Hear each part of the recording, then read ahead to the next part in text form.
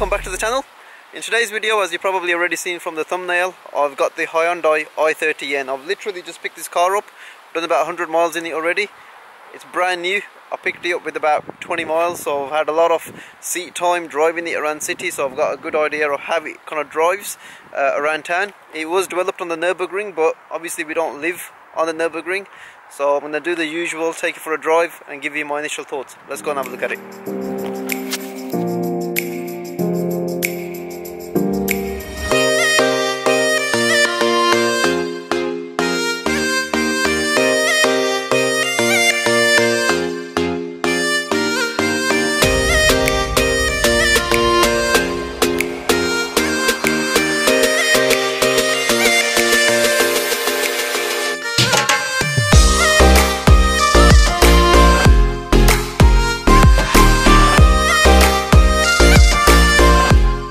Here we go, here's the Hyundai i30N.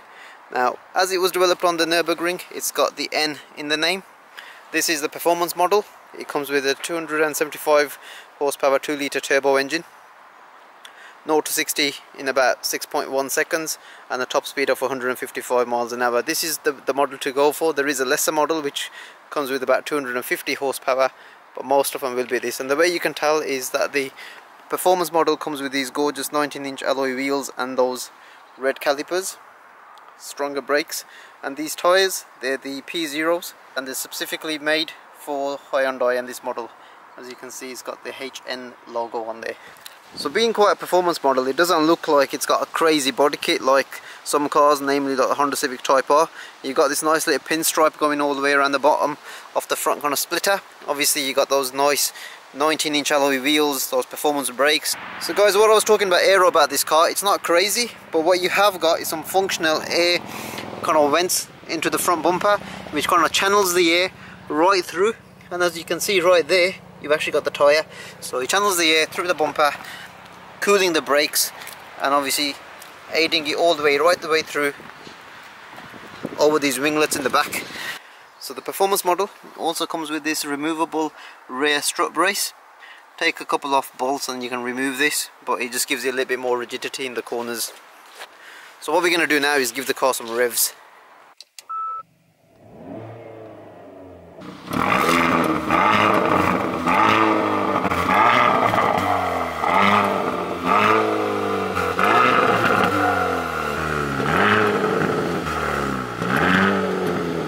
So this car is quite well spec'd. Everything is pretty much a standard feature. The only thing that it has got as an option is the paintwork, and also it's got a winter pack, which means it comes with a heated steering wheel and heated seats. The steering wheel in itself, it's quite nice to hold, and obviously I'm going to talk about that more in the actual review, but you've got these two additional buttons compared to the standard car. So you've got a drive mode, which basically looks at your eco, sport and normal mode. And then you've got the N button, which is literally, you can customize this car to the way you want it to be.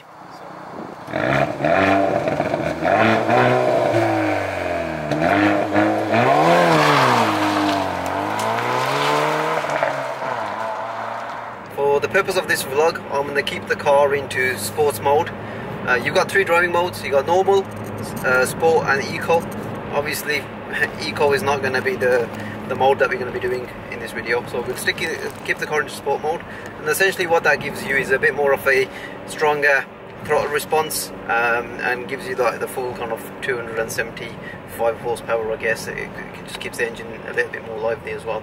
You have got the N mode in this, which is that where you can totally customize the car, from suspension setup to steering to the electronic stability program to the electronically controlled limited slip diff. This car does have a ELSD standard, being the performance model. So yeah, we're just gonna kind of drive the car, and while we get to those back roads, I'll give you a little bit of a history. I'll say history, there's not really much of it, because it's the first car by Hyundai as a hot hatch. So it was developed by a guy called Albert Biermann. Well, he was the man, no pun intended.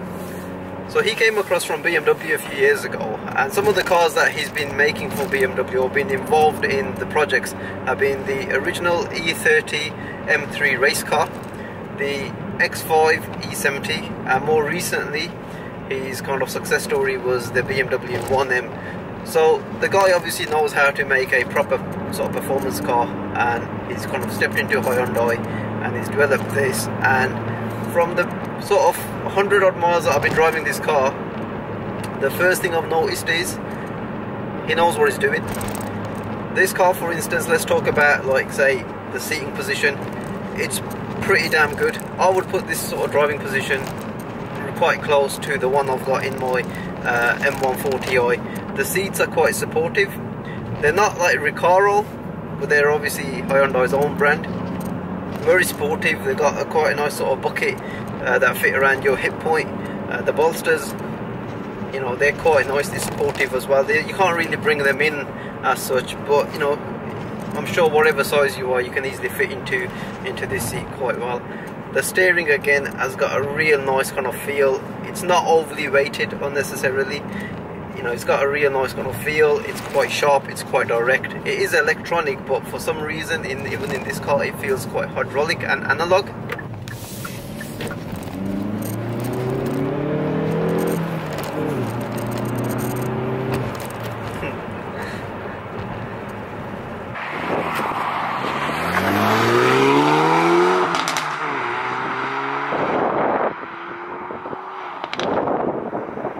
The gear change, it feels really rewarding, you know, like the actual gear itself, it's nicely weighted, there's a lot of consistency in it. Every gear change feels the same, there's not like any kind of notchiness as such, it all feels spot on. And you know, again, you just roll the gears just for the sake of it.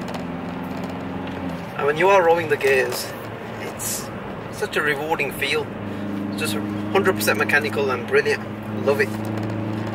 Kind of feels a bit like the gear change that you get in, like, say, the Honda Civic Type R, the FK2, FK8, because it's essentially the same gearbox in both of those cars. But in this, again, you know, it's quite a short throw, very rewarding, very mechanical.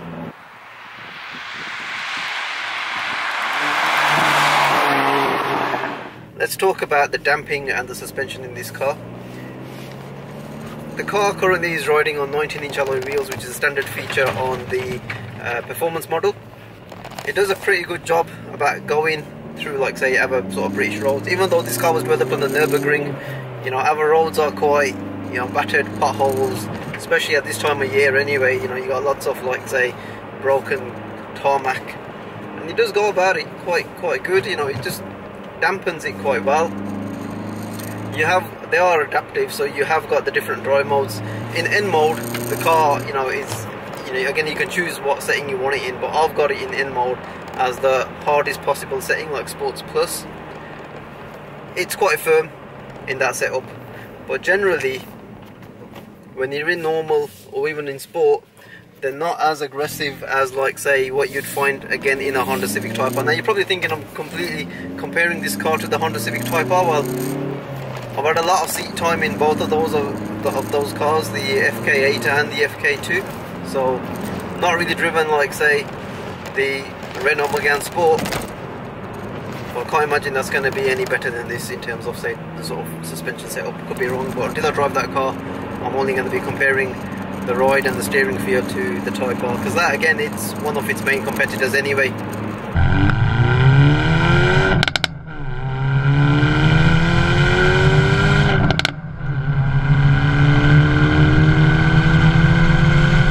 Another feature that I quite like about this is that the fact that it's got Rev Matching, a bit like the FK8. You can turn it off if you want to be a hero and do it yourself, or, you know, if you're a bit of a novice driver, like myself, you know, you can just keep it on, and when you got your kids with you or your friends, you know, you can be a hero when you're really a zero.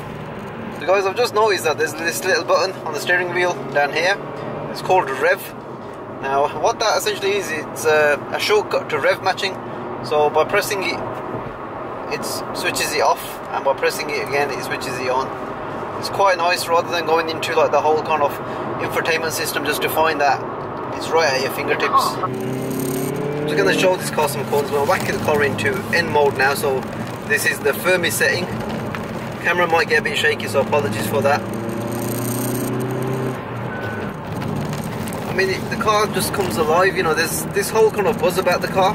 we live in an era where, you know, we kind of get used to DSG gearboxes, ZFs in my M140i. This is analog, you know, just like the Honda Civic Type R and the Renault Megane Sport.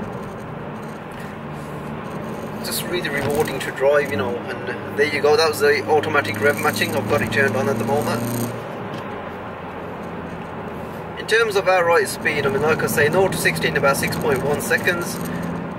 Even if you are like getting that launch 100% right, you probably get it closer to like say 6. I don't think you're going to break into like say the 5 seconds.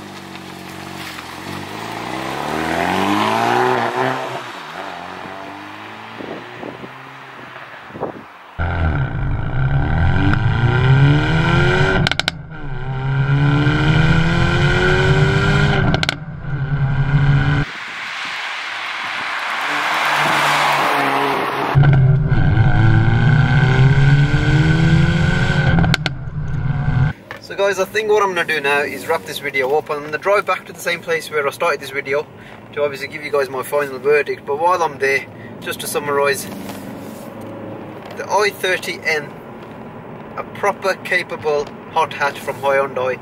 Obviously the first hot hatch that they've ever made. It's going to have some rough edges around it, and the few that I can kind of think about is the N mode. Though it works brilliantly, you know, it's an individual kind of setting. You can tailor it to exactly how you want. They say there's about 2,000 combinations, and in my opinion that's probably 1,990 too many. The ride is firm, not as firm as say the Honda Civic Type R's, even in the sort of comfort mode that that car has, but it is still quite firm when you compare it to like say, you know, the Germans, like say my M140i, even though this has got the adaptive suspension. But I think the biggest plus point about this car is the price tag, £28,000. This one just probably over about 29k because it's got the winter pack, but that is the option. Everything else from its infotainment system, which I think is quite good because you've got, you know, these kind of shortcut buttons on the side, which, you know, are quite easy to kind of operate when you're on the fly compared to, again, the full touch screens that you get in certain hot hatches these days. When you're driving this car, honestly guys, when you're throwing it around some corners, you can really feel the electronically controlled limited slip diff in operation, a bit like the way you can find it working on the Civic Type R's. It really just claws you into the corners and lets you propel out of them by accelerating. One of the niggly bit that I've got with this car, like I said before, it's not a full rounded car. It's only got 275 horsepower. Now this car, this chassis is capable of hitting the 300 horsepower mark, you know, 100%. It just feels a little bit underpowered compared to those cars, hence why obviously the 0 to 60 time is like, you know, sort of 6.1 seconds or so. But this, it's a very capable hot hatch, and I'm sure when, like say, you know, in a few years time when they've got some more variants coming out, they will break into that 300 horsepower mark very easily. And this chassis, it's set up just brilliantly, guys. Right guys, I hope you found this video useful, entertaining, informative. If you are in the market looking for a hot hatch and you're not much of a bad snob, then honestly this is the car for you. You know, it's 28k, it's much cheaper than say the Golf GTi. You spec a Golf GTi to this level, you're looking at like say the 30 odd k upwards kind of price point. And similarly, if you're looking at like say a Honda Civic Type R FK8 and you're looking at a brand new car, you know, they're going to be around about the 35k mark as well, with the GT spec that is. This one, it's about 28k, it's got the winter pack on it, so it might take the price to about 29. But honestly, it's a very focused car, straight out of the box with lots of customizability. And obviously it comes with a 5-year warranty, which, you know, speaks for itself really, doesn't it? So guys, please be sure to like, share and subscribe to my channel for more car related content. I know a lot of my viewers are not subscribers, and if you are enjoying what you've seen, then please, you know, just hit the subscribe button, and it kind of, you know, helps me out reach my 1,000 subscriber milestone mark. I mean, I do this just for fun anyway, and it's just nice to get a bit of sport behind that. So guys, hopefully I'll see you on the next one. Take care, bye.